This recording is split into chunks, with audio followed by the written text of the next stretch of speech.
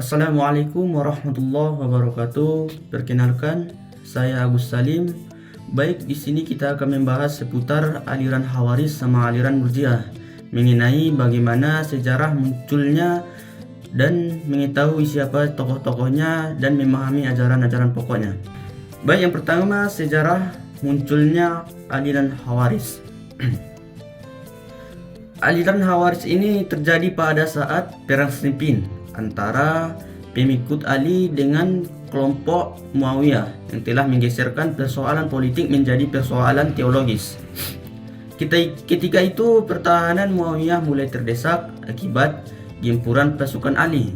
Pihak Muawiyah secara sepihak meminta gencatan senjata atau dengan cara mengangkat Al-Quran dan menawarkan tahkim atau arbitrase. Permintaan ini membuat kubu pasukan Ali retak antara kelompok yang setuju dan kelompok yang tidak setuju. Namun akhirnya Ali dengan segala keikhlasan dan kejujurannya, beliau menyetujui arbitrasi tersebut yang merupakan siasat licik dari kelompok Muawiyah. Sikap ini membuat kelompok yang tidak setuju keluar dari barisan Ali dan kemudian disebut sebagai kelompok Khawarij. Khawarij ini berasal dari kata kharaja yang berarti keluar. Nama ini diletakkan pihak Ali kepada mereka karena mereka keluar dari pasukan Ali. Mereka menuduh Ali tidak menyelesaikan masalah berdasarkan hukum Allah yang terdapat dalam Al-Quran. Karena itu Ali dicap kafir dengan sesuai dengan ayat Al-Quran tersebut. Ayat ini, Bismillahirrahmanirrahim. Wa man lam yahkum bima anzalallahu faulaika humul kafirun. Shadaqallahul azim. Surah Al-Maidah ayat 44. Dari ayat inilah kelompok dari Khawarij ini menggunakan semboyan la hukmu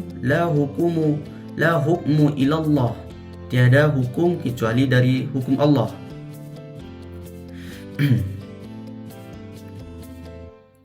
Sedangkan nama Al-Khawarij ini menurut versi mereka sendiri berasal dari Quran surah An-Nisa ayat 100 yang berbunyi Bismillahirrahmanirrahim. Wa man yazrum min baitihi muhajiran ilallahi wa rasulih, yang artinya barang siapa keluar dari rumahnya dengan maksud berhijrah kepada Allah dan Rasulnya. Maksud dari ayat ini, kelompok Khawarij keluar dari tempat asal mereka demi mengabdi diri kepada Tuhan dan Rasulnya. Mengenai sebutan siapa mereka yang keluar dari barisan Ali, banyak penulis yang menyebutkan bahwa mereka berasal dari mayoritas kelompok suku Tamim, dan pendapat ini tampak lebih kuat. Ada juga pendapat lain yang mengatakan bahwa justru mereka yang keluar itulah yang menekankan Ali untuk menerima tawaran tahkim tersebut. Kemudian Ali pun menerima karena terpaksa. Persoalan ini juga menjadi teka-teki apa sebenarnya yang keluar. Boleh jadi kelompok yang menekan Ali berasal dari kelompok Qura atau pembaca Al-Quran. Kelompok Qura ini adalah pembaca Al-Quran yang termakan semboyan Al-Khawarij. Semboyan Al-Khawarij tadi la hukmu ilallah. Lalu berbalik menyalahkan Ali atau jenuh dan lelah berperang terus-menerus. Dalam pemilihan kekhalifahan, kaum Khawarij berpendapat bahwa khalifah haruslah dipilih secara bebas oleh umat Islam. Jabatan khalifah tidak hanya dimiliki suku Quraisy, bukan orang Arab, seorang budak pun boleh dipilih. Khalifah yang dipilih haruslah bersikap adil dan melaksanakan syariat Islam. Bila menyimpang, darahnya dihalalkan untuk dibunuh. Itulah kalau kelompok Khawaris. Baik, yang kedua, tokoh-tokoh dari aliran Khawaris. Sebelum kita masuk tokoh-tokohnya ini, ada perpecahan dari kaum Al-Khawaris ini, atau yang disebut dengan sekte-sekte, dan tokoh-tokohnya ada disebut di situ, dan ajarannya juga. Yang pertama sektenya itu ialah, mohon maaf saya lupa membuatnya di PPT. Yang pertama subsektenya ialah Al-Muhakkimah. Al-Muhakkimah ini tokohnya ialah Abdullah bin Wahab Al-Rasibi. Ini ada di PPT. Kata Al-Muhakkimah ini diambil dari semboyan mereka yang kita jelaskan tadi, yaitu la hukmu ilallah. Mereka disebut juga Salaf Al-Khawaris atau pengikut Al-Khawaris pertama. Mereka berpendapat bahwa Ali, Muawiyah, Amr bin Ash, Abu Musa al-Ash'ari, dan orang-orang yang membenarkan arbitrase dianggap bersalah dan menjadikan kafir. Ajaran Al-Muhakkimah ini, hukum kafir dikembangkan lagi dengan memasukkan orang-orang yang berdosa besar, berzina, mencuri, membunuh, berjudi, dan pelaku-pelaku dosa besar lainnya dihukumi kafir. Yang kedua sektenya ialah Al-Azariqah. Al-Azariqah ini merupakan kelompok yang paling ekstrim di antara sekte-sekte lainnya. Nama ini diambil dari pemimpin sendiri yang bernama Nafi bin Al-Azraq. Pengikut barisan ini cukup besar dengan kekuatan hampir 20.000 orang. Secara politis mereka menguasai daerah perbatasan Irak dan Iran. Keekstreman ajaran mereka terletak pada perluasan kafir menjadi musyrik.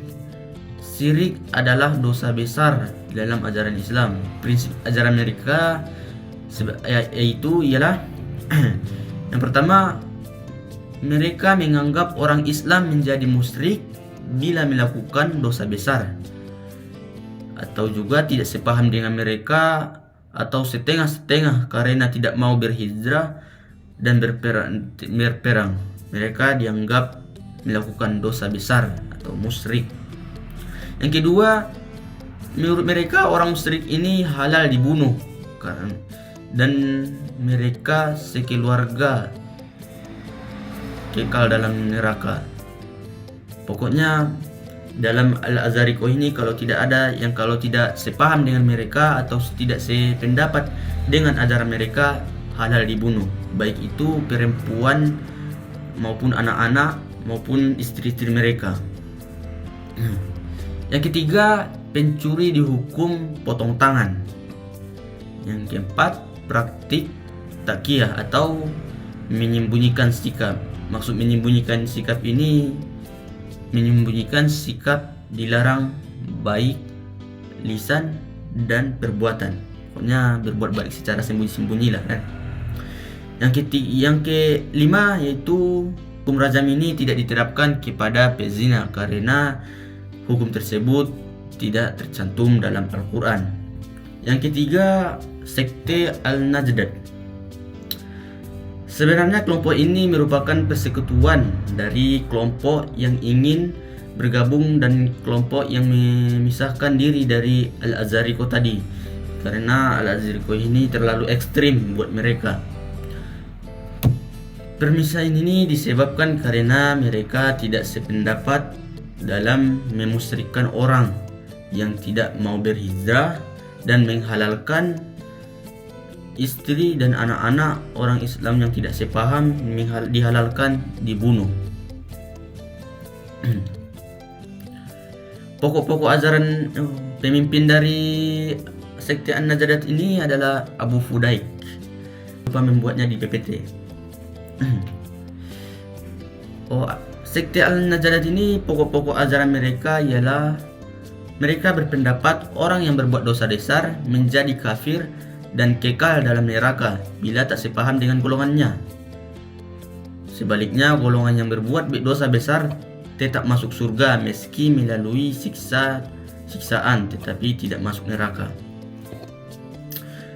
Dan yang kedua, pokok ajaran mereka, dosa kecil dapat menjadi besar bila dilakukan secara berulang-ulang atau sudah terbiasa. Sudah terbiasa melakukan dosa-dosa itu walaupun dosa-dosa kecil. Yang ketiga, menurut mereka diperbolehkan taqiyah. Tadi kalau tidak diperbolehkan taqiyah.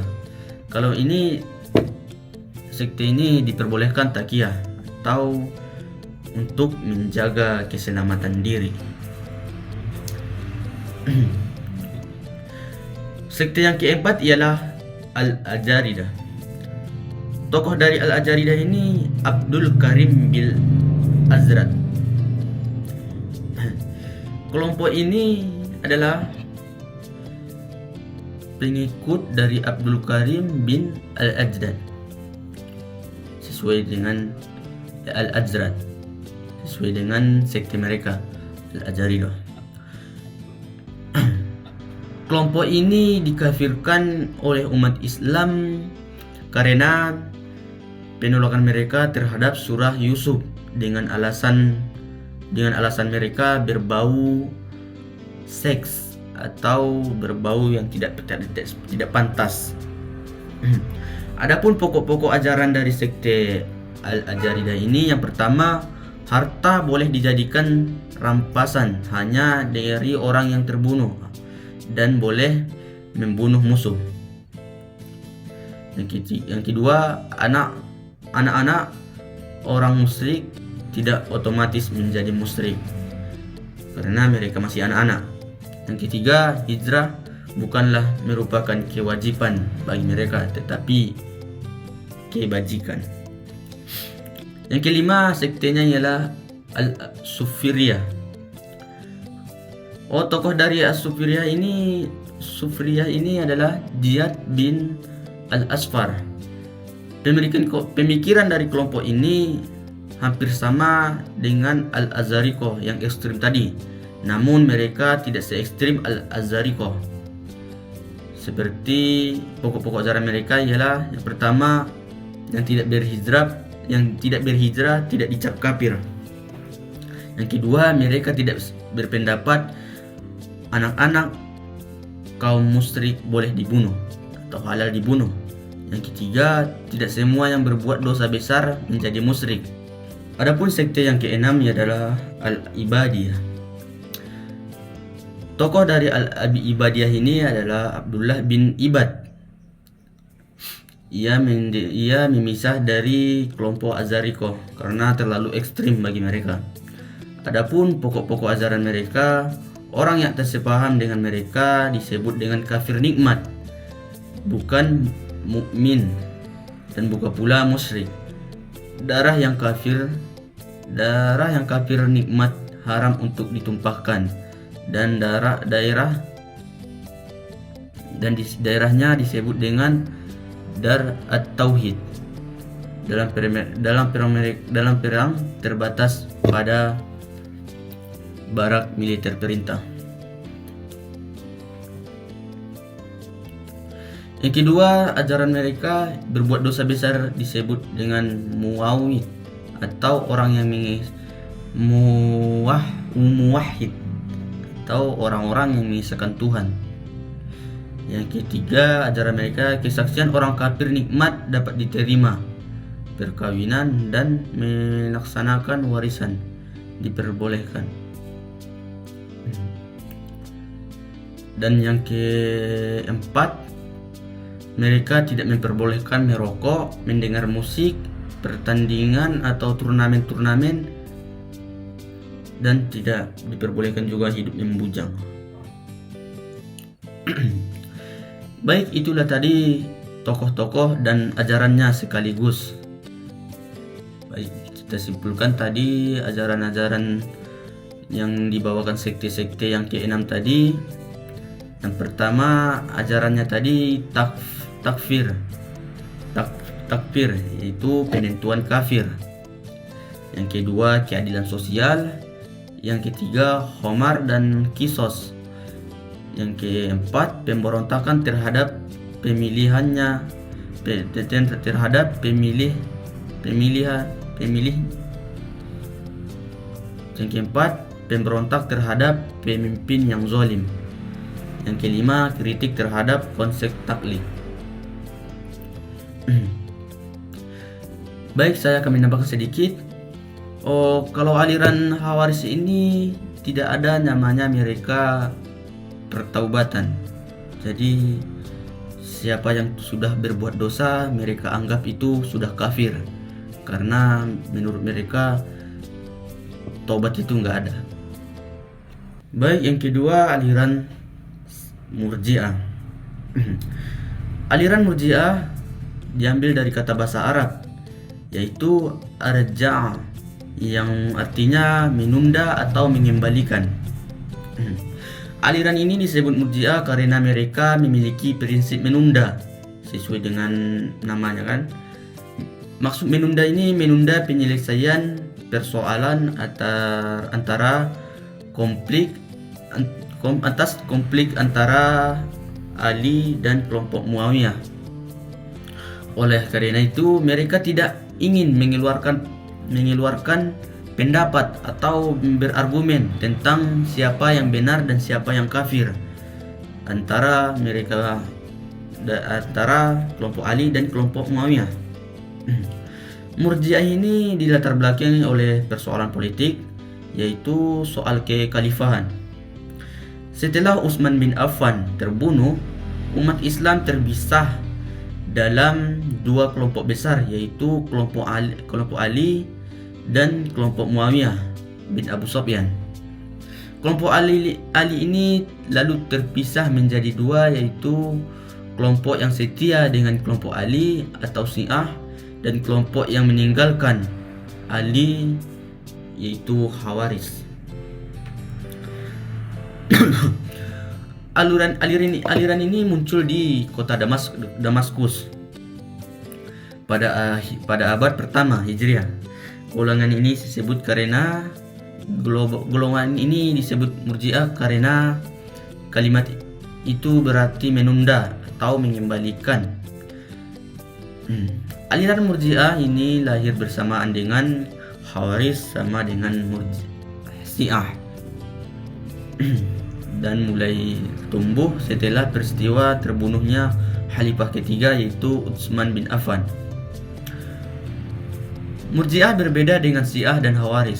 Aliran ini tidak merupakan kekuatan sosial politik yang menghimpun kekuatan untuk melawan penguasa, tetapi suatu aliran yang mengembangkan faham keagamaan, yaitu masalah yang menjadi arena pertikaian antara Syiah dan Khawarij, seperti masalah dosa besar, keimanan, kekafiran, serta masalah imamah.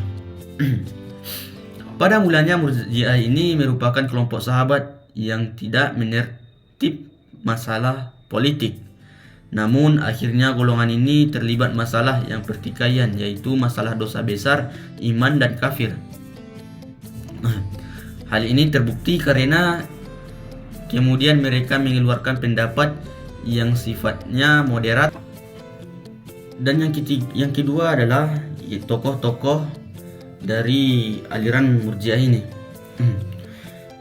Tokoh ini adalah antara lain yang pertama Hasan bin Muhammad bin Ali bin Abi Thalib, Abu Hanifah dan Abu Yusuf. Itulah tokoh-tokoh dari aliran Murji'ah. Adapun ajaran-ajaran pokok dari aliran Murji'ah ini, yang pertama rukun iman itu hanya dua, yaitu iman kepada Allah dan iman kepada utusannya. mereka hanya berpatokan kepada rukun iman yang dua itu. Yang pertama tadi iman kepada Allah sama iman kepada utusan Allah. Yang kedua, ajarannya orang itu ialah ajaran dari kelompok Murji'ah ini ialah yang pertama yang kedua ya tadi ialah yang kedua tidak boleh mengkafirkan seseorang sekalipun dia telah melakukan dosa besar. Secara ia masih tetap memeluk Islam dan telah mengucapkan 2 kalimat syahadat. Yang ketiga ajaran mereka ialah aliran Murji'ah ini menganggap bahwa orang yang lahirnya terlibat atau menampakkan kekufuran, namun bila batinnya tidak, maka orang tersebut tidak dapat dihukum kafir, sebab penilaian kafir atau tidak seorangnya itu tidak dilihat dari segi lahirnya, namun tergantung batinnya, sebab ketentuan ada pada ijtihad seseorang dan bukan segi lahirnya. Yang keempat adalah perbuatan kemaksiatan tidak berpendapat apapun terhadap orang yang telah beriman. Baik, itulah tadi aliran-aliran kalam, yaitu aliran Khawarij sama aliran Murji'ah. Baik, kita simpulkan sedikit. Kesimpulannya ialah aliran Khawarij sama aliran Murji'ah ini adalah dua aliran teologis yang berbeda dalam pandangan mereka tentang iman, amal perbuatan, dan otoritas politik. Meskipun mereka memiliki perbedaan, kedua aliran ini memiliki pengaruh yang sangat besar dalam sejarah Islam dan terus menjadi topik perbincangan dalam teologis Islam. Sekian, terima kasih. Jangan lupa subscribe dan like and comment. Wassalamualaikum warahmatullahi wabarakatuh.